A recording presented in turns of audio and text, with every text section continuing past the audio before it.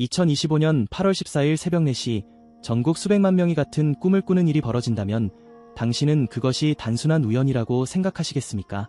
그리고 바로 다음 날 8월 15일 광복절에 아무도 예상하지 못했던 인물이 한국의 앞에 서게 된다면 과연 그건 어떤 의미를 갖는 걸까요? 인도의 한 소녀는 분명히 이렇게 말했습니다. 그날 당신도 같은 꿈을 꾸게 될 것입니다. 하늘이 움직입니다. 사람들의 의식이 깨어납니다. 그리고 한국은 완전히 다른 나라가 될 것입니다. 이제 그 이야기를 하나씩 풀어보려 합니다. 아비냐 아난드. 그 이름을 처음 들어보는 분들도 계실 겁니다. 그러나 한 번이라도 2020년부터 이어진 세계의 흐름에 관심을 가졌던 분들이라면 이미 그 이름을 접했을지도 모릅니다. 그는 인도 구자라트주의 작은 마을에서 자란 평범한 소년이었습니다. 하지만 7살 때부터 고대 베다 수학과 천체 관측에 빠져들었고 천문 현상과 수비학적 계산을 통해 미래를 예측하기 시작했습니다. 부모는 그의 손에 장난감이 아닌 천체 도표와 예언 일지를 쥐어주었습니다. 그렇게 그는 수년간 오로지 하늘을 보며 자랐고 누구보다 조용한 소년이었지만 누구보다 선명한 시야를 가진 아이였습니다. 그가 처음 주목을 받은 건 2019년 말이었습니다. 그의 유튜브 채널에 올라온 짧은 영상 하나. 2020년 3월 전 세계가 큰 질병으로 고통받게 될 것입니다. 당시 사람들은 그저 지나가는 소년의 공상이라며 흘려들었습니다. 그러나 불과 몇 달 후 현실은 달라졌습니다. 국경은 닫히고 도시들은 멈췄으며 사람들은 모두 집안에 갇혔습니다. 예언은 맞았습니다. 그 후로도 그의 말들은 이어졌고 그 말들은 하나씩 현실이 되었습니다. 2022년 유럽의 동쪽에서 시작된 군사적 충돌, 2023년 고대의 땅이라 불리는 지역에서 다시 피어난 불길, 그 모든 사건을 그는 미리 말했다고 기록되어 있습니다.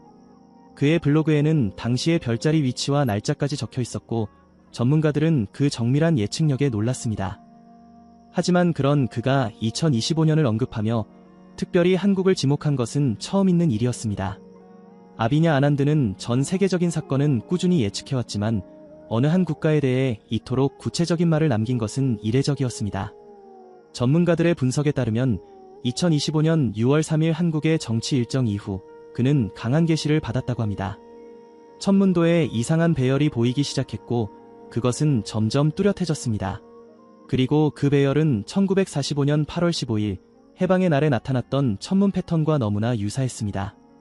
그는 이 흐름을 무시할 수 없었습니다. 그날부터 정확히 73일 후 2025년 8월 15일 그는 이 날짜가 지금까지 자신이 계산해온 어떤 시기보다도 뚜렷한 상징을 가지고 있다고 말했습니다. 하지만 진짜 놀라운 것은 그 다음의 이야기였습니다. 아비냐 아난드는 말했다. 나는 지난 몇 년간 수많은 별의 움직임을 지켜봤습니다. 하지만 2025년 8월 14일 새벽 4시 그날처럼 강하게 진동하는 별의 배열은 처음이었습니다. 그날 한반도 상공에서 목성, 토성, 금성이 정확히 삼각형을 이루며 그 중심에 보름달이 떠오릅니다. 단순한 정렬이 아닙니다. 이 조합은 지난 1000년간 단 한 번도 일어난 적이 없는 배열입니다.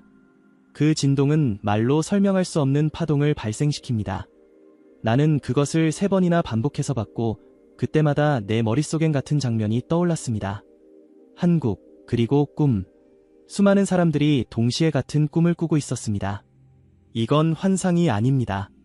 나는 그 안에서 사람들의 얼굴을 보았습니다. 그들은 서로를 바라보며 무언가를 느끼고 있었습니다. 어떤 갈등도 없었고 어떤 불신도 없었습니다. 그들은 하나로 연결되어 있었습니다. 그리고 하늘을 향해 고개를 들고 있었습니다. 그때 서울의 중심에서 한 인물이 등장했습니다. 그 사람은 수백만 명의 시선 속에 나타났고 아무 말 없이 서 있었지만 모든 이들이 외쳤습니다. 바로 그분이라고. 그 장면은 꿈이 아니었습니다. 그것은 예고였습니다. 그것은 이미 정해진 흐름이었습니다. 그는 이렇게도 말했습니다. 당신이 그날 새벽 눈을 뜬다면 하늘을 바라보십시오. 별들은 특별한 형태로 정렬되어 있을 것입니다. 그리고 만약 당신이 그 꿈을 꾼다면 그건 우연이 아니라 선택된 것입니다. 당신은 그 꿈 속에서 그 사람의 얼굴을 보게 될 것입니다. 누군지 모를 수도 있습니다. 하지만 심장은 기억할 것입니다. 그리고 그 다음 날 당신은 선택하게 됩니다. 이제는 더 이상 준비할 시간이 많지 않습니다. 이처럼 아비냐 아난드는 2025년 8월 14일과 15일을 중심으로 전개되는 한국의 미래에 대해 아주 구체적인 예언을 남겼습니다. 그는 단순히 사건을 말한 것이 아니라 그 사건이 한국 사회에 어떤 영향을 주게 될지를 시각적으로 묘사했습니다. 그의 말에 따르면 그날 이후 대한민국은 과거의 나라가 아닐 것입니다. 민족의식이 다시 살아나고 정치적 갈등과 지역적 분열은 급격히 사라진다고 그는 설명했습니다. 그리고 중요한 것은 그 중심에는 단 한 명의 인물이 등장한다는 것입니다. 그는 기존의 정치인이 아니며 화려한 언변도 유명한 이력도 없는 인물이라고 합니다. 그러나 모든 이들이 그를 알아보게 된다고 말합니다. 지금까지 들으신 내용은 단지 예고편에 불과합니다. 아비냐 아난드는 예언에서 단지 꿈을 말하지 않았습니다. 그는 그 이후 펼쳐질 한반도의 변화, 그리고 대한민국이 세계사 속에서 어떤 자리로 이동하게 될지를 더욱 구체적으로 예언했습니다. 그리고 그 변화는 단순히 외교적 사건이 아니라 한민족 전체의 의식이 깨어나는 과정으로 묘사됩니다. 이제부터 그가 남긴 예언의 두 번째 절정, 그 인물의 등장 이후 펼쳐지는 한반도의 운명에 대해 들어보시겠습니다. 과연 그가 말한 그분은 누구이며 그는 어떻게 대한민국의 미래를 이끄는 구원자가 되는 걸까요? 그는 이렇게 말했습니다. 내가 본 그 인물은 권력이 아니라 진실을 향해 걸어온 사람이었습니다.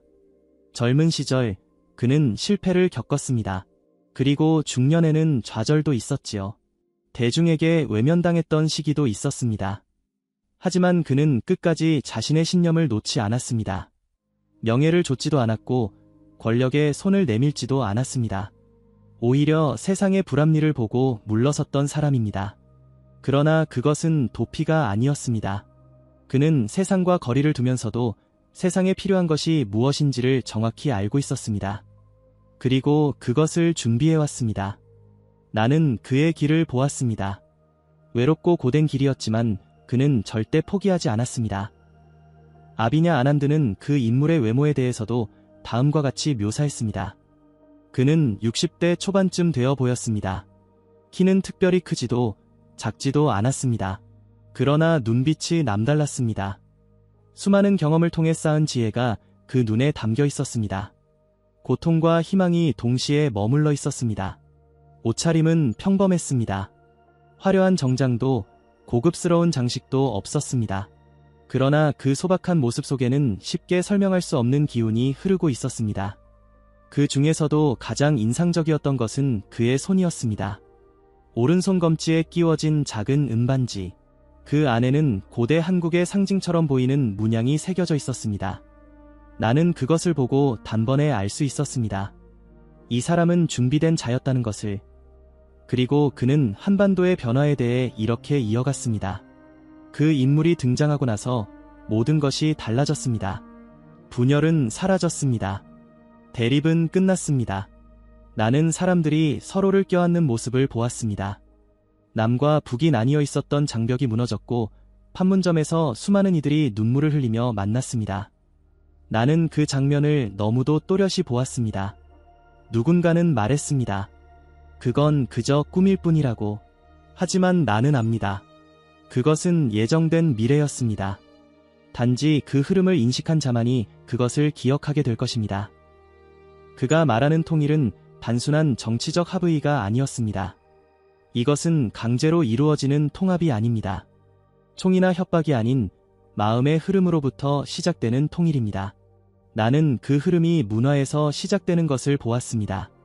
언어와 감정, 기억과 역사가 다시 이어지는 과정을 보았습니다. 그리고 그 중심에는 한 사람이 있었습니다. 그는 통일을 선언한 것이 아니라 사람들로 하여금 통일을 원하게 만든 사람이었습니다. 그는 지도자가 되기 이전부터 이미 수많은 이들에게 마음속 지도자가 되어 있었습니다. 내가 본 미래에서 사람들은 말했습니다. 그분이 아니었다면 우리는 아직도 싸우고 있었을 것입니다. 예언은 거기서 끝나지 않았습니다. 그는 그 지도자가 한국을 어떻게 이끄는지에 대해서도 설명했습니다. 그는 권위를 버렸습니다. 높은 탑에 머물지 않았고 일반 사무실에서 일을 시작했습니다. 그는 사람들이 원하는 것을 듣고 불필요한 예산을 줄였습니다. 그 돈은 미래를 위해 사용됐습니다. 복지, 교육, 다음 세대를 위한 기술. 그는 사람들의 삶에 직접 영향을 미치는 결정을 내렸고 그 결정은 국민들이 체감할 수 있는 변화로 이어졌습니다. 사람들은 그를 따르지 않아도 믿게 되었습니다. 그것이 진정한 지도력이라는 것을 그가 보여주었습니다. 아비냐 아난드는 이 모든 예언을 말하면서도 단호하게 경고했습니다. 이 모든 미래는 한 가지 조건에 달려 있습니다. 그것은 바로 2025년 8월 15일 한국인들이 어떤 선택을 하느냐에 달려 있습니다. 만약 그날 올바른 방향을 바라보지 못한다면 그 미래는 잠시 멈출 것입니다. 5년의 정책이 방향을 잃은 흐름, 국민들의 혼란. 나는 그 가능성도 보았습니다. 그러나 희망이 완전히 사라지는 것은 아닙니다. 선택은 언제나 존재합니다.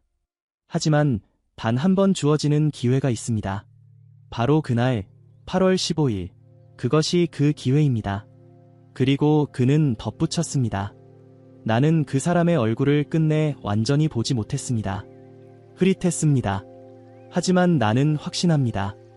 그는 지금 한국인들의 곁에 있습니다. 그는 어딘가에서 묵묵히 자신의 일을 하고 있습니다. 그러나 아직 아무도 그를 그런 사람이라고 생각하지 않고 있습니다. 그가 준비해온 시간은 너무도 길었습니다. 하지만 그 긴 기다림이 끝나가는 시점이 지금입니다. 그는 나타날 것이고 사람들은 알게 될 것입니다. 그가 누구인지를.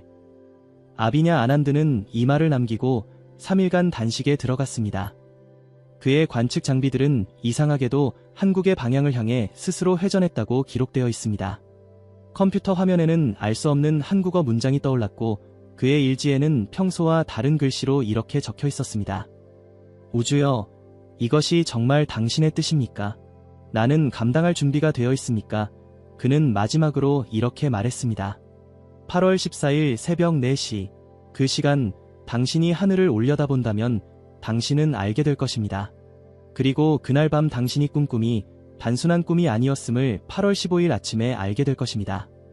그 사람을 본다면 주저하지 마십시오. 당신의 심장이 말할 것입니다. 이분이 바로 그분이라고. 아비냐 아난드는 이어서 다음과 같은 미래를 설명했습니다. 그는 그것을 단지 희망으로 말하지 않았습니다. 계산된 결과라 했고 이미 정해진 흐름이라 했습니다. 2026년입니다. 내가 본 장면은 너무도 선명했습니다. 회담 장소는 판문점이었습니다. 그곳에서 한 사람이 김정은을 마주하고 서 있었습니다.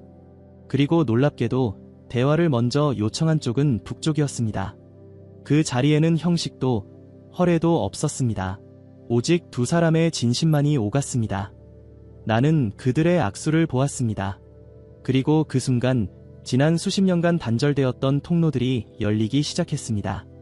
그건 보여주기 위한 통일이 아니었습니다. 정치적 승부도 아니었습니다. 두 사람 사이에는 민족의 기억이 흐르고 있었습니다. 그는 그렇게 말하며 구체적인 변화의 흐름도 남겼습니다. 이 회담 이후 남과 북의 경제협력이 시작됩니다. 개성공단이 다시 가동되었고 금강산 관광도 재개됩니다. 하지만 단순한 재개가 아닙니다. 남쪽의 기술력과 북쪽의 자원이 결합하면서 새로운 산업이 등장합니다. 이 산업은 단지 돈을 벌기 위한 것이 아닙니다. 생존과 자립을 위한 것입니다. 이 땅에 살고 있는 사람들이 스스로의 미래를 지켜낼 수 있도록 설계된 흐름입니다. 나는 그 과정에서 놀라운 협력의 장면을 보았습니다. 남과 북의 기술자들이 하나의 공간에서 작업을 하며 서로의 지식을 나누는 모습. 그들은 더 이상 적이 아니었습니다. 경쟁자도 아니었습니다. 그들은 동료였습니다. 그는 계속해서 말했습니다. 이 시점에서 세계의 시선이 한국을 주목하기 시작합니다.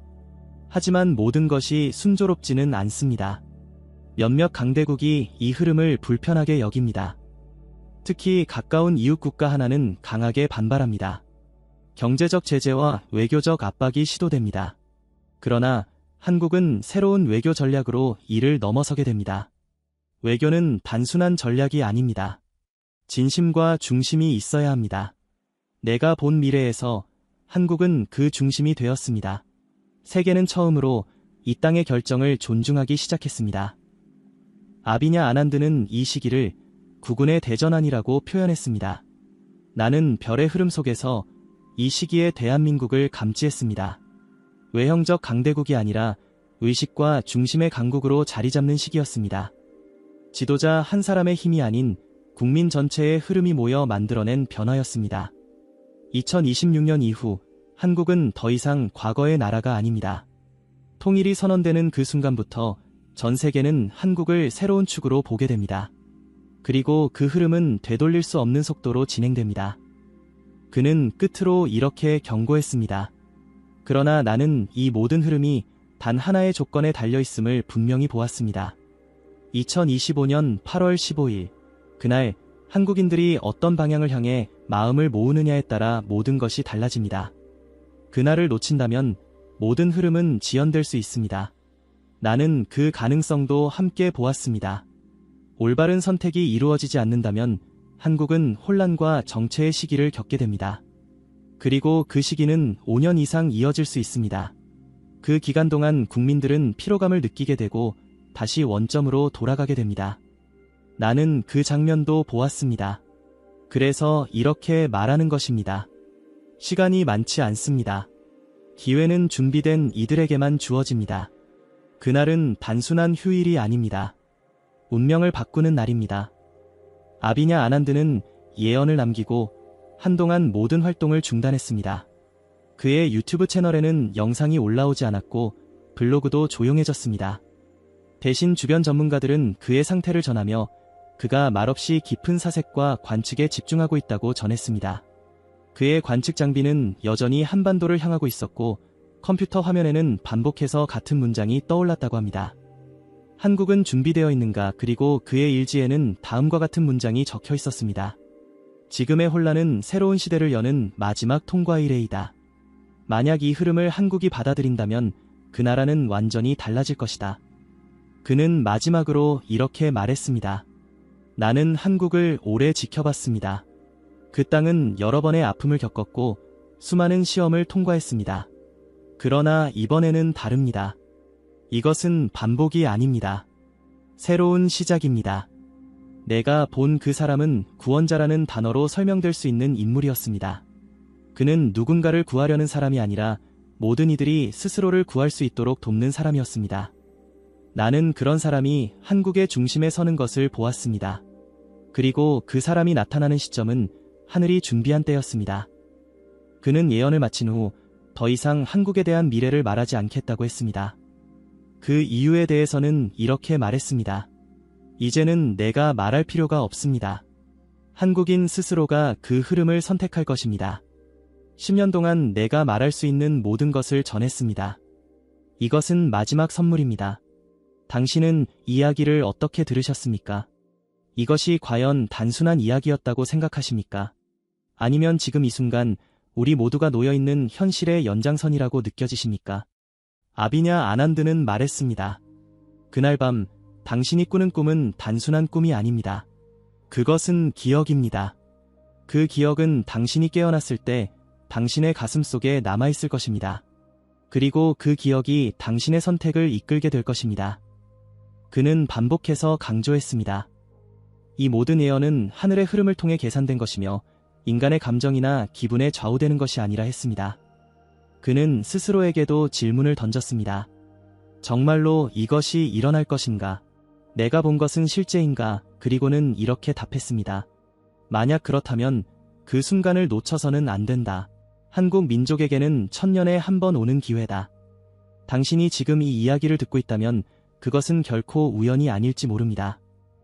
2025년 8월 14일 새벽 4시, 그 시각, 하늘에 떠있는 별들의 배열을 당신은 기억하게 될 것입니다. 그리고 바로 그날 밤 수많은 사람들이 같은 꿈을 꾼다면 당신은 더 이상 이야기를 허구라고 말하지 못할 것입니다. 그 꿈에서 당신은 그 사람을 보게 될 수도 있습니다. 지금까지 보지 못했던, 그러나 어디선가 늘 우리 곁에 있었던 그 사람 말입니다.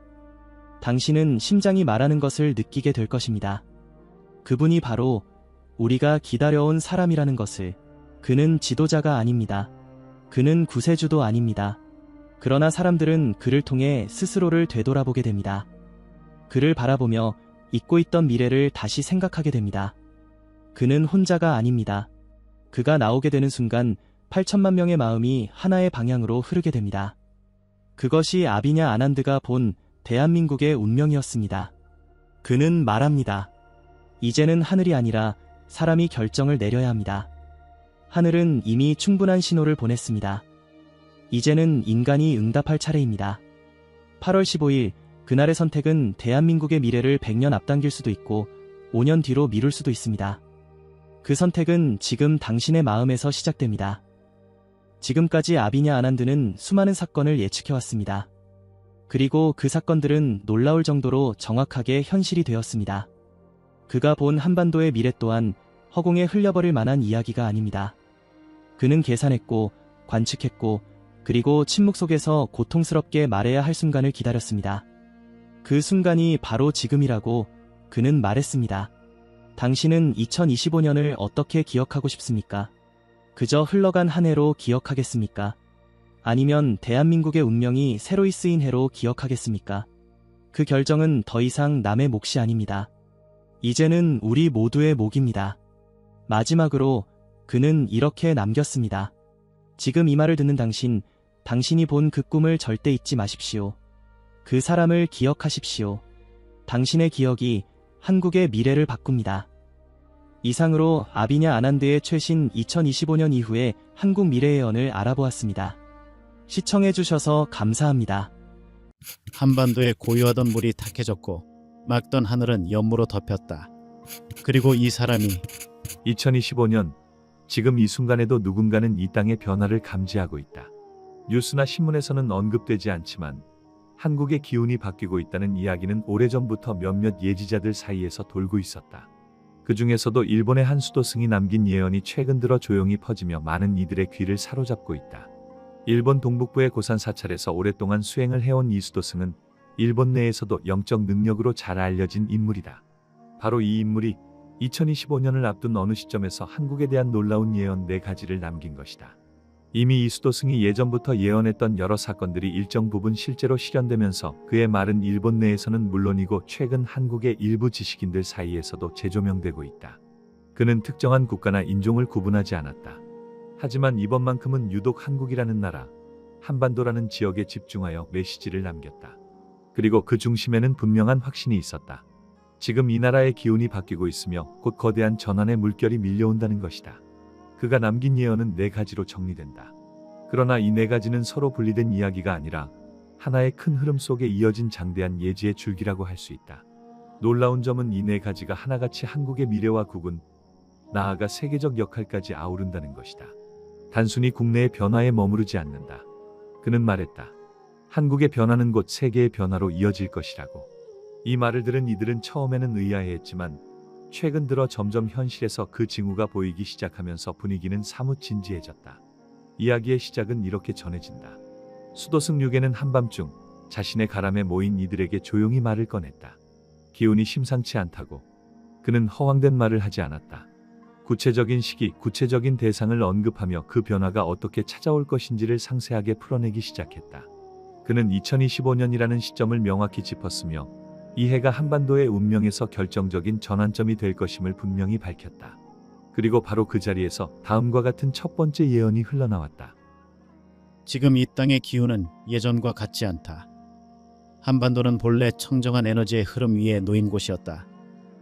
이곳은 천상과 지상의 문이 열리는 장소, 도량의 중심이며 중생의 삶과 직접 이어지는 법기의 흐름이 존재하는 곳이었다. 그러나 지금은 그 기운이 바뀌고 있다. 고요하던 물이 탁해졌고 맑던 하늘은 연무로 덮였다. 육신은 여전하지만 영의 흐름이 뒤틀려 있다. 이것은 단지 어느 한 지역의 문제가 아니다. 이 나라 전체가 새로운 업의 흐름 안에 들어섰다. 그 업은 오래전 선택된 자손들의 행보와 연결되어 있으며 현재의 지도자들만으로는 감당하기 어려운 무게를 품고 있다. 외부의 압력이 점점 거세지고 있으며 내부의 혼란은 안으로부터 쌓인 업장이 드러나는 현상일 뿐이다. 그러나 이 모든 변화는 곧 다가올 정화를 위한 전조다. 이것은 흔들림이 아니라 전환의 시작이다. 기운은 변하고 있으며 그 흐름의 끝에는 반드시 새로운 진실이 드러나게 된다. 이 말을 들은 이들은 일순 침묵에 빠졌다. 하지만 그 침묵 속엔 공포보다 묘한 기대가 있었다. 이어지는 말이 곧 희망이 될 수 있다는 예감이었을까. 그는 두 번째 예언을 이어갔다. 2026년이 되기 전 이 땅은 다시 맑은 기운으로 되돌아갈 것이다. 그것은 아무런 행동 없이 주어지는 변화가 아니다. 수많은 갈등과 분열, 속임과 흔들림 속에서 한 줄기 빛처럼 스며드는 기운이 있다. 그 기운은 본래 이 땅에 머물던 기운이며 시대가 바뀌어도 사라지지 않는 도의 기운이다. 남쪽의 하늘 아래에서 연꽃처럼 피어오르는 한 줄기 기운이 있다. 그것은 마치 대웅전 앞에서 향이 피어오르듯 천천히 퍼져간다. 그 기운이 북으로 번져갈 때 사람들은 알게 될 것이다. 이전에 혼란이 왜 있었는지를. 그때가 되면 이 나라는 다시 본래의 기운을 회복하고 오래된 업장이 하나하나 정화되며 새로운 법륜이 돌기 시작할 것이다. 그 변화는 겉으로는 작아 보이겠지만 세계는 그것을 감지하고 곧 시선을 이쪽으로 돌리게 될 것이다. 기운은 돌아오고 운은 새로이 열린다. 이 부분까지 들은 이들은 단순한 나라의 변화를 말하는 것이 아님을 깨달았다. 그가 말한 변화는 외교나 정치의 범주를 넘어서 있었다. 그것은 보이지 않는 차원에서의 회복이었고 오직 이 땅에서만 가능한 고유한 흐름이었다. 그리고 이 흐름의 핵심에는 모든 것을 바꿔놓을 단 한 사람의 등장이 있었다. 이 사람이 누구인지, 왜 부처와 같은 존재로 불리는지를 알게 되는 순간 한국의 미래가 단지 경제적 번영만이 아니라는 사실을 더욱 분명하게 알게 될 것이다. 계속해서 이어질 오늘의 예언을 놓치지 말아야 하는 이유는 이 예언이 단순한 희망을 넘어 이미 현실로 들어오고 있는 흐름의 해석이기 때문이다. 사실 유겐이라는 이름은 일본 내에서도 일반 대중에게 잘 알려진 이름은 아니었다. 그는 사찰을 대표하는 존재도 아니었고 매체에 등장한 적도 없었다. 그러나 특정 인물들 사이에서는 오래전부터 그의 존재가 회자되어 왔다. 일본의 일부 정치인들과 경제계 인사들은 중요한 결정을 앞두고 그에게 의견을 물었다고 한다. 단순한 점괘나 기륭을 묻기 위함이 아니었다. 유겐은 사물의 흐름, 즉 기운의 방향을 통찰하는 능력을 지닌 인물로 알려져 있었다. 그가 하는 말은 애매하거나 추상적이지 않았다. 구체적인 시점, 지리적 조건 그리고 사람이 놓인 자리까지 명확하게 짚어냈기 때문에 그 말은 영적 조언을 넘어 실질적인 예측으로 작용했다. 하지만 그의 진짜 목적은 예언이나 통찰이 아니었다. 그는 인간 세계의 변화를 기운으로 읽는 방식으로 그 변화를 어떻게 다룰지를 가르쳐주는 자였다. 그는 반복해서 말했다. 변화는 갑자기 일어나는 것이 아니라 오랫동안 쌓인 기운의 응축으로 나타나는 결과일 뿐이라고. 그렇기 때문에 지금 우리가 목격하는 현실 또한 이미 오래전부터 진행되어 온 기운의 흐름이라는 것이다. 그 흐름의 중심에 이제 대한민국이 자리하고 있다고 그는 말했다. 그는 그 이유에 대해 이렇게 설명했다. 이 세상에서 도량의 자리를 잃지 않은 나라는 많지 않다. 많은 곳에서 이미 업이 쌓여 혼탁해졌으며 도의 기운은 자취를 감추었다. 그러나 한반도는 아직도 본래의 도량을 품고 있다. 수많은 풍파 속에서도 맥이 끊기지 않았고 그 맥은 지금도 살아있다. 나는 그것을 본다. 남과 북의 경계 너머에 살아있는 기운이 있으며 그 기운은 하나로 이어질 준비를 마치고 있다. 그것은 단순한 통일이 아니라 도의 결합이다. 진정한 의미의 합일은 영혼의 통일이며 그 중심에 바로 한 사람이 있다. 이 말을 듣고 많은 이들이 궁금해했다. 한 사람이 누구인가? 그는 정치 지도자인가? 종교 지도자인가? 아니면 우리가 아직도 알지 못하는 평범한 인물인가? 유겐은 이에 대해 한참 동안 침묵을 지킨 후 천천히 입을 열었다. 그리고 세 번째 예언이 나왔다. 이것은 단순한 인물에 대한 예고가 아니었다. 대한민국의 운명 그리고 세계의 흐름까지도 바꿔놓을 수 있는 인물에 대한 상징적 계시였다. 한 사람이 올 것이다. 그는 이미 이 세상에 있다. 그는 새롭게 태어나는 것이 아니라 이미 존재하고 있으며 누군가는 그를 알아보았고 누군가는 그의 존재를 부정하고 있다. 그는 법을 설하지 않는다. 하지만 그의 말에는 진실이 있으며 그의 행동에는 자비가 있다. 그는 외롭고 조용한 길을 걷고 있지만 그가 지나간 자리에는 기운이 다시 살아난다. 나는 본다. 그가 지나간 산에는 다시 초목이 피고 그가 머문 땅에는 물이 맑아진다. 그는 부처와 같은 존재이되 자신을 부처라 하지 않는다. 그는 구세주라 불릴 수 있지만 그 스스로는 구세주라 주장하지 않는다. 그는 하늘이 정한 자리에서 준비를 마쳤으며 때가 되면 세상 앞에 드러날 것이다. 그가 등장하는 시점은 대한민국의 기운이 되돌아오는 때와 맞물린다. 그는 단독으로 움직이지 않는다. 기운이 그를 따라 움직이며 법계가 그를 도와준다. 눈이 맑은 자는 그를 보고 알아보겠지만 눈이 흐린 자는 그의 존재를 보고도 부정할 것이다. 그는 대자비의 인연으로 이 땅에 머물고 있으며 그를 통해 이 민족은 길을 찾게 될 것이다. 그때 사람들은 묻게 될 것이다. 우리가 지금까지 무엇을 잃고 있었는지를. 이 말은 단순히 한 인물에 대한 상징으로 끝나지 않았다. 류계는 이 예언을 하며 많은 사람들의 반응을 이미 예견하고 있었다. 그의 말에 따르면 이 인물은 유명 인사가 아닐 수 있다. 거꾸로 평범한 모습 속에 비범한 기운을 지닌 자일 수 있다. 그래서 사람들은 그를 알아보지 못하고 알아보더라도 인정하지 않으려 할 것이라고 했다. 그러나 역설적으로 그가 등장함으로써 세상의 흐름은 바뀔 것이며 대한민국은 본래의 자리를 회복하게 될 것이라 그는 확신에 차서 말했다. 그의 예언은 이 땅의 많은 이들에게 경각심을 일으켰다. 동시에 한 가지 질문을 남겼다. 과연 우리는 그를 알아볼 준비가 되어 있는가? 그는 텔레비전이나 인터넷에서 보게 될 인물이 아닐지도 모른다. 어쩌면 이미 우리 곁에 있으며 다만 우리가 그럴 리 없다고 생각하고 지나친 것일 수도 있다. 류계는 마지막으로 이 말을 덧붙였다. 길은 드러난다. 그러나 그 길을 걸을 준비가 된 자만이 그 길을 끝까지 갈 수 있다. 내가 본 것은 단지 미래가 아니라 이 땅에 다시 열리는 진실의 문이다. 그 문은 한 사람으로 인해 열릴 것이며 그로 인해 한국은 세상의 도량이 될 것이다. 그는 예언의 말 한마디마다 불교적 은유와 기운의 흐름을 담아냈다. 도량, 법계, 자비, 업장과 같은 단어들이 그의 말 속에서는 단순한 상징이 아니라 실제 변화의 작동 원리로 제시되었다. 그리고 그 변화는 먼 미래가 아니라 지금 이 순간 조금씩 다가오고 있었다. 이제 남은 것은 이 네 번째 예언이었다. 통일과 세계 강국이라는 미래에 관한 가장 놀라운 계시. 그리고 그것이 단지 꿈이 아니라는 것을 류계는 마지막 예언에서 더욱 분명하게 전하고 있었다. 류계이 남긴 네 번째 예언은 그가 말한 네 가지 중 가장 장대한 범위를 가진 것이었다.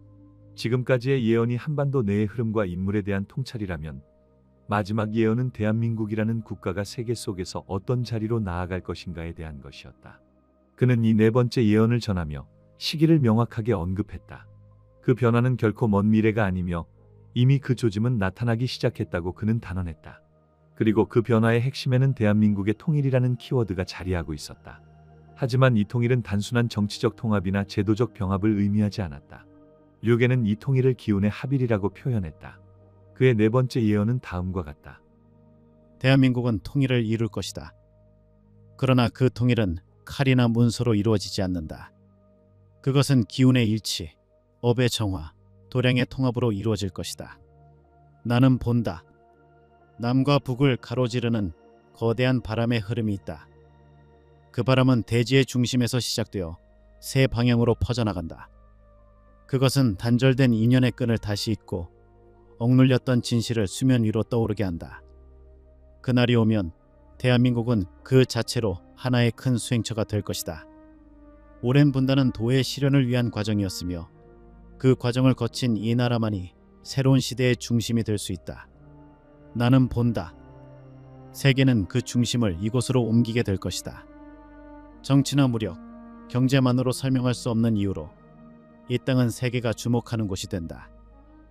법륜이 도는 소리가 세계를 울리고 그 소리는 이 민족의 심장에서 시작된다. 이 말을 들은 이들은 충격과 함께 긴 침묵에 빠졌다. 류계는 한반도의 통일을 단지 하나의 사건으로 본 것이 아니었다. 그것은 전 세계가 새롭게 정비되는 흐름의 일부였고 한국은 그 흐름의 시작점이 될 것이라는 뜻이었다. 실제로 그는 이 예언을 하기 전 지금의 세계 정세가 곧 거대한 재편의 시기를 맞이할 것이라고 예고한 바 있다. 인류 전체가 기존의 질서에서 벗어나 새로운 균형점을 찾아가야 할 시기에 한반도가 새로운 길의 중심에 놓이게 된다는 것이다. 그는 한반도의 통일 이후 대한민국이 보여줄 모습에 대해서도 구체적으로 언급했다. 그것은 단지 국력이 강해지는 것이 아니라 그 나라의 정신과 문화가 전 세계에 영향을 끼치게 되는 흐름이었다. 류계는 그것을 도량이 세계를 비춘다는 표현으로 말했다. 그 표현은 단순한 종교적 언어가 아니라 국가의 정체성이 세계인의 마음에 닿는다는 의미였다. 그는 말했다. 대한민국은 이제 말하는 나라가 아니라 보여주는 나라가 될 것이며 그 변화는 이미 시작되었다고. 이 예언이 전해진 시점은 2024년 말이었다. 그리고 2025년이 들어서면서 한반도에는 여러 변화가 감지되기 시작했다. 정치적 분위기, 경제 흐름, 남북 간의 기류 등 외형적인 징후들뿐 아니라 국민들의 정서와 인식에서도 묘한 변화가 시작되었다. 그는 그것을 기운의 반전이라고 표현했다. 그에 따르면 진짜 변화는 정책이 아니라 의식에서 시작된다고 했다. 그리고 한국은 이미 그 의식의 전환점에 도달하고 있다고 강조했다. 그가 언급한 변화의 열쇠는 바로 한 사람에게 있었다. 앞서 말한 이미 존재하고 있으나 많은 이들이 알아보지 못한 그 인물. 그는 단독으로 이 모든 변화를 일으키는 존재는 아니었다. 그러나 그를 중심으로 기운이 정돈되고 법계의 흐름이 방향을 잡는다고 했다. 그 인물이 공식적으로 드러나는 시점부터 통일을 향한 실제적 움직임이 본격적으로 시작될 것이라는 것이다. 그 움직임은 처음에는 작고 느리게 보이겠지만 시간이 지날수록 거대한 물결처럼 주변을 바꾸게 된다. 그리고 결국에는 전 세계가 그 흐름에 반응하게 된다. 이 예언은 한국이 단순히 성장하는 국가가 아니라 세계 질서의 축이 바뀌는 과정에서 중심적인 역할을 맡게 된다는 놀라운 메시지를 담고 있다. 그는 예언의 마지막에 이렇게 말하며 입을 닫았다. 대한민국은 선택을 받은 땅이다. 그것은 민족의 우월을 말하는 것이 아니라 이 시대의 도량이 머무는 자리가 어디인지를 말하는 것이다. 이제 그 자리가 드러나고 있으며 그 자리에 합당한 자들이 일어서고 있다. 나는 본다. 이 나라의 이름이 이제 세계의 중심에서 들리게 될 것이다. 그리고 그것이 이루어질 때 많은 이들이 뒤늦게 그 의미를 깨닫게 될 것이다. 유겐의 4가지 예언은 단순한 예측이 아니라 시대의 흐름을 읽어내는 통찰이었다. 2025년은 그의 예언이 본격적으로 드러나는 시점이며 한국이라는 나라가 세계 질서 속에서 새로운 존재감을 드러내는 해로 기록될 가능성이 높아지고 있다. 그리고 그 변화는 지금 이 순간에도 시작되고 있다. 류겐의 말처럼 기운은 이미 움직이고 있으며 그 기운을 알아보는 이들만이 다음 문으로 나아갈 수 있다. 그는 이미 이 땅에 있으며 누군가는 그를 알아보았고 누군가는 아직도 모른다. 여러분은 어떻게 생각하십니까? 류겐 스님이 말한 그 사람은 과연 누구일까요? 여러분이 떠오르는 인물이 있다면 지금 댓글로 알려주세요. 그 이름이 맞을 수도 있고 아닐 수도 있습니다. 그러나 누군가는 분명 이미 그를 알아보았다고 스님은 말했습니다. 지금까지 시청해주셔서 감사합니다. 2025년을 앞두고 많은 이들이 한국의 미래와 국군의 향방에 대해 궁금해하고 있습니다. 그 가운데 최근 주목받는 인물이 있습니다. 바로 중국 태양산 깊은 골짜기의 은거에 있는 예언자, 일명 묵진도사라 불리는 인물입니다. 이 도사는 이름도 나이도 알려지지 않은 채 수십 년간 인간사와 세계 질서를 통찰한 예언의 말을 조용히 남겨온 인물로 알려져 있습니다. 그는 전통적인 예언 방식인 한문고서 형태로 계시를 남기며 그 기록은 제자에 의해 한국어로 번역돼 전해지고 있습니다. 이 도사가 남긴 5가지 예언은 2025년이라는 운명의 해를 기준으로 한반도, 그리고 대한민국의 국운 변화, 새로운 지도자의 출현, 세계 질서의 격변, 경제 붕괴의 조짐, 국경 해체와 직구촌 통합 흐름 등을 놀라운 적중률로 예지하고 있습니다. 실현된 예언의 성취와 함께 이번 계시록은 높은 예언의 정확도를 바탕으로 전 세계적으로 다시금 주목받고 있습니다. 지금부터 전해드릴 이 5개의 예언은 단순한 미래 전망이 아니라 실제로 일어날 가능성이 있는 계몽적 메시지이자 하늘의 뜻을 품은 계시입니다. 한반도에서 펼쳐질 국운의 흐름, 그리고 전 세계적으로 감지되고 있는 시대의 징조를 이해하고자 한다면 지금부터 이 예언의 내용을 천천히 따라와 주시기 바랍니다. 첫 번째 예언, 짐을 지는 자, 죄가 아닌 운명을 따르다. 국운의 물꼬가 거슬러 오를 때 민심은 있고 권좌에 안긴 자의 그림자는 어둡도다. 그러나 하늘은 노하지 않았고 땅은 숨을 멈추지 않았으니 때 이른 여름 장마의 벼락을 맞는 이는 스스로의 죄업을 등에 지고 성문을 스쳐 나아갈 것이다. 묵진도사는 첫 번째 계시에서 대한민국을 이끄는 지도자 중 한 사람이 2025년 스스로 감옥에 들어갈 것임을 예언하고 있습니다. 그는 자신의 죄를 부정하지 않고 도망치지도 않으며 민심의 짐을 짊어지고 조용히 물러납니다. 이 장면은 단순한 정치적 심판이 아니라 국운 변화의 상징적인 전조로 받아들여집니다. 묵진도사는 이 인물을 짐을 지는 자라고 부릅니다. 이는 곧 죄가 아닌 운명을 짊어진 자라는 의미입니다. 한 나라의 균형을 바로잡기 위해 자신을 희생하는 인물. 그의 결단은 혼란 속에서 질서를 회복하는 첫걸음이자 한국이라는 배가 다시 균형을 잡는 출발점입니다. 과거 실현된 예언들이 그랬듯 이번 계시 또한 2025년이라는 운명의 해를 기점으로 한국의 미래에 중요한 전환점을 제시합니다. 두 번째 예언. 문 밖에 머물던 자, 조용히 등장하다. 하늘은 빈 곳을 만들지 않고 큰 바람이 불어 나무를 쓰러뜨릴 때 뜻밖의 뿌리가 드러나 새 줄기가 솟나니라. 이름 없는 자, 문 밖에 머물던 자, 높은 자리를 바라보지도 않던 자가 백성 앞에 나아갈 것이다. 두 번째 예언은 한국의 국운 상승과 직결되는 새로운 인물의 출현을 예고하고 있습니다. 기존 정치권, 기득권, 언론이 전혀 예상하지 못한 인물이 국민들의 마음속에서 서서히 떠오릅니다. 그 사람은 조용히 살아온 이였고 권력에 대한 욕망도 없던 인물이지만 백성들이 먼저 손을 내밀게 됩니다. 그 인물은 짧은 말과 깊은 눈빛을 가졌고 사람을 차별하지 않으며 행실이 고든 이로 묘사됩니다. 예언가 묵진도사는 이 인물을 문 밖에 머물던 자로 지칭하며 그의 등장이 조용하지만 결과는 혁명적이라고 예지합니다. 이는 단순한 지도자의 교체를 넘어 대한민국의 정치문화 자체가 새로운 패러다임으로 전환된다는 상징적 계시입니다. 계시록에서 강조되는 것은 이 인물이 선택받은 자라는 점이며 그는 기존의 정치 질서가 아닌 민심과 하늘의 뜻에 의해 불려나온 구세주적 존재로 해석됩니다. 세 번째 예언. 경제의 줄기, 세계 흐름이 끊기다. 을사년이 지나며 사해의 금줄이 끊기고 흙을 파던 손은 허공을 더듬으며 곡식은 무르익지 못하고 시장은 바람만 분다. 세 번째 예언은 단연코 경제위기의 도래를 강하게 경고하는 내용입니다. 이 계시에서 금은 돌이 되고라는 표현은 화폐 가치의 붕괴, 즉 금융 시스템 자체의 위기를 의미합니다. 실질 자산 가치가 사라지고 눈에 보이는 숫자가 실체를 잃는 현상이 도래하는 것입니다. 또한 곡식이 무르익지 못한다는 표현은 생산과 공급 체계의 붕괴, 식량 및 물자 흐름의 단절을 상징합니다. 이는 전 세계적 차원의 경제 붕괴로 한국뿐 아니라 직구촌 전체가 영향을 받게 되는 전조입니다. 묵진도사는 위기 속에서도 준비한 자는 줄어드는 틈에서 기회를 얻는다고 강조합니다. 이것은 단순한 경고가 아니라 미래를 내다보는 이들에게는 놀라운 적중의 기회가 주어진다는 예언의 말입니다. 잠든 자에게는 재앙이 되고 깨어있는 자에게는 전환점이 되는 변화의 시대. 이는 단순한 위기가 아니라 새로운 국운 흐름을 결정짓는 결정적 순간으로 기록될 것입니다. 네 번째 예언. 인연의 실이 끊어진 시대, 국경이 흐려지다. 하늘은 사람의 수를 채우지 않고 땅은 그 무게를 감당하지 않으려 하니 집집마다 아이 울음이 끊기고 어르신의 발걸음은 점점 가벼워지며 대문은 닫히고 촌락의 등불은 바람에 꺼지나니. 이 네 번째 예언은 인구 변화와 공동체 붕괴라는 예지력 있는 통찰을 담고 있습니다. 단순한 출산율 저하가 아니라 인간관계의 단절, 즉 인연의 실이 끊어진 것을 근본 원인으로 지적하고 있습니다.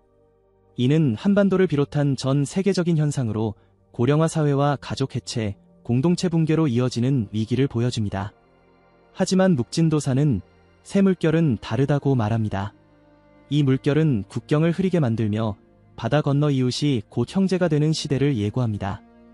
이는 직구촌 사회로의 진입, 즉 경계가 사라지는 세계 질서의 변화입니다. 이름은 다르고 언어는 다르지만 마음은 통하고 눈물은 같다는 표현은 곧 세계 공동체로서의 통합 흐름을 상징합니다.